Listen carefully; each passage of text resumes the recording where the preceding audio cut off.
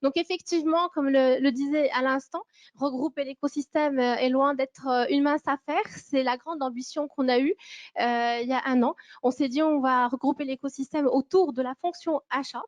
C'est vrai que c'est quelque chose, les écosystèmes, on en parle tous les jours.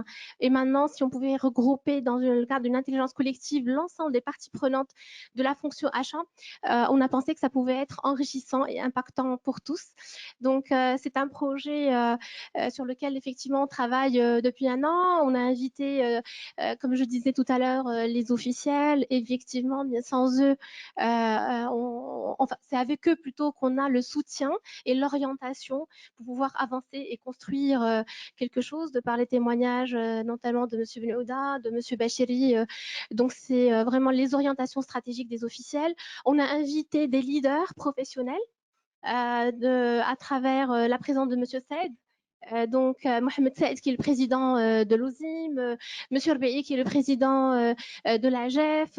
Donc, on a eu les fonctions IT, les fonctions RH, les fonctions marketing, et puis, évidemment, sans oublier ce qui est dans l'air du temps, qui est l'innovation, à travers donc le discours de Monsieur Halawi et de Madame Qbaj, comme clin d'œil à la femme dans le secteur, dans l'innovation. En tout cas, voilà, c'est le principe, c'est ce concept sur lequel on a travaillé tous ensemble, donc les membres du board étant impliqués jusque-là. Et évidemment, sans cela ne pouvait arriver cette mission noble de vraiment vouloir impacter l'écosystème et aider et fédérer pour changer le mindset, parce que c'est une question de mindset, c'est ce qui est revenu tout au long de ces réflexions. Donc tout cela ne pouvait arriver sans l'énergie, sans la bienveillance, sans, j'avais envie de dire, l'impact premier, voilà, d'une mentor à laquelle on a envie de rendre hommage aujourd'hui. Alors, on a parlé tout à l'heure, c'est le mois de mars, donc on ne peut pas s'empêcher de parler du féminin. Quota ou pas quota.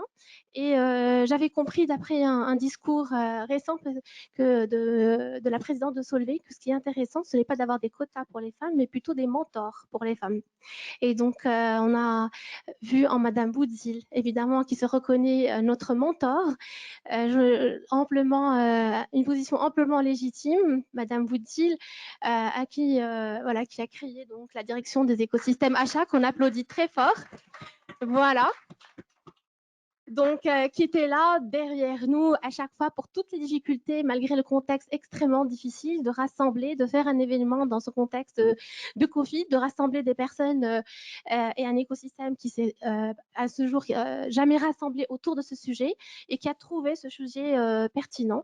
Donc, on tient à lui rendre hommage à ce qu'il a fait dans sa carrière, à ce qu'elle a fait dans la fonction achat et ce qu'elle continue à faire jusque-là autour d'elle dans la fonction achat avec les différents board members voilà, qui nous ont accompagnés.